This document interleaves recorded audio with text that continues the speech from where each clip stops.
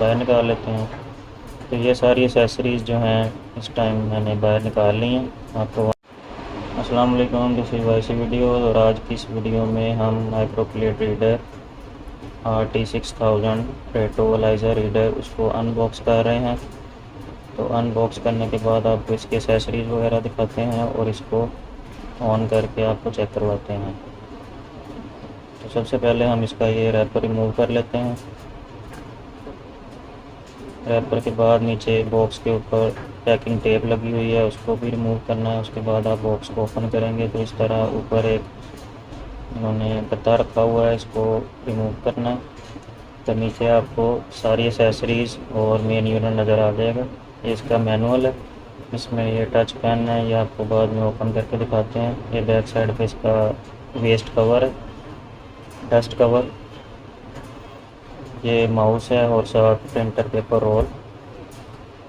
इस तरफ आपको मिल जाती है एक पावर केबल और एक RS-232 केबल। तो इसको भी बाद में आपको ओपन करके दिखाते हैं और मशीन को भी ऑन करते हैं। तो सबसे पहले इसे बॉक्स से बाहर निकाल लेते हैं। तो ये सारी एसेसरीज़ जो हैं इस टाइम मैंने बाहर निकाल ली हैं, आपको वन बाय वन चेक करवाते हैं। तो ये इसमें पेपर रोल जो है वो पैक है, ये डस्ट कवर, ये इसकी पैकिंग लिस्ट है कि इसमें आपको क्या क्या चीज़ें मिलेंगी न्यू में। और ये इसका फॉर्म दिया गया है। इसके नीचे आपको मिलेगा यूज़र मैनुअल। ये यूज़र मैनुअल में सारा कुछ डिटेल इसकी दी हुई है, इसको आप रीड कर सकते हैं। टेस्ट परफॉर्म मेथड और सॉफ्टवेयर मेथड सारा कुछ इसमें बताया गया है। इसके अलावा आपको ये 2 फ्यूज़ मिल जाते हैं जो कि पावर स्विच में लगते हैं अगर डैमेज हो जाए तो। ये इसका टच पेन है, ये टच स्क्रीन के साथ आती है, तो ये टच पेन है। उसकी ब्रैकेट को आप डबल टेप के साथ मशीन के साथ लगा सकते हैं। ये स्टैंडर्ड पावर केबल है और ये RS-232 सॉफ्टवेयर केबल। ये मशीन का व्यू देख सकते हैं आप। आपने सबसे पहले ये 2 टेप्स को रिमूव करना है, ये कवर ओपन करके यहाँ से ये फॉर्म आपने बाहर निकाल लेना है। ये ड्यूरिंग ट्रांसपोर्टेशन आपकी जो प्लेट है वो मूव ना करे, इसलिए ये इधर रखा होता है। इसको आपने पहले बाहर निकाल लेना है और फिर मशीन को ऑन करना है।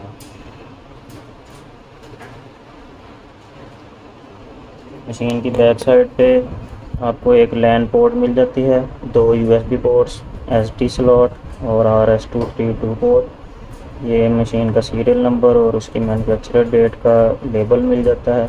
ये फ्यूज़ हैं जो आपको दिखाए थे और एक पावर केबल की पोर्ट। तो अब इसको ऑन कर लेते हैं, देखते हैं इसका सॉफ्टवेयर इंटरफेस कैसा है। ये ऑन हो चुकी है, ये सेल्फ टेस्ट हो रहा है इस टाइम प्लेट का। अगर कोई एरर या कोई इशू होता है तो यहाँ पे ये प्लेट जो है वो सही से मूव नहीं कर पाती और स्क्रीन पे डिस्प्ले कर देती है जो भी प्रॉब्लम हो। तो ये हार्डवेयर पैरामीटर जो है इसके चेक कर रहा है, फ़िल्टर को मूव करके चेक कर रहा है, लैंप को चेक कर रहा है। यहाँ पे सारी सेल्फ टेस्टिंग इसकी हो जाती है, उसके बाद सॉफ्टवेयर रन हो जाएगा। ये लैंप चेक हो रहा है,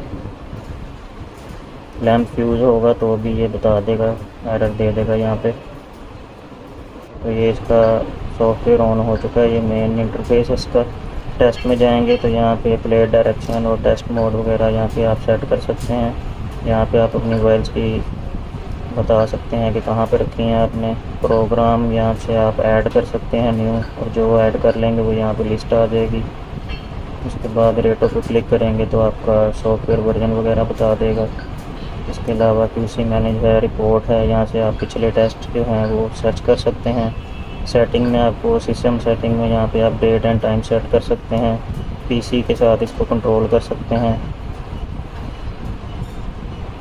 बाकी और ऑप्शन दिए गए हैं और आप यहाँ से इसकी AD चेक कर सकते हैं। AD चेक करने के लिए यहाँ पे आपने मल्टीपल टाइम आपने क्लिक करना है और पासवर्ड देने के बाद रन डीबग में जाना है और लैंप वोल्टेज को 1 पे सेट करके लैंप वोल्टेज पे क्लिक करेंगे तो आप लेफ़्ट साइड से या ग्रिल से देख सकते हैं कि लैंप ऑन हो गया है।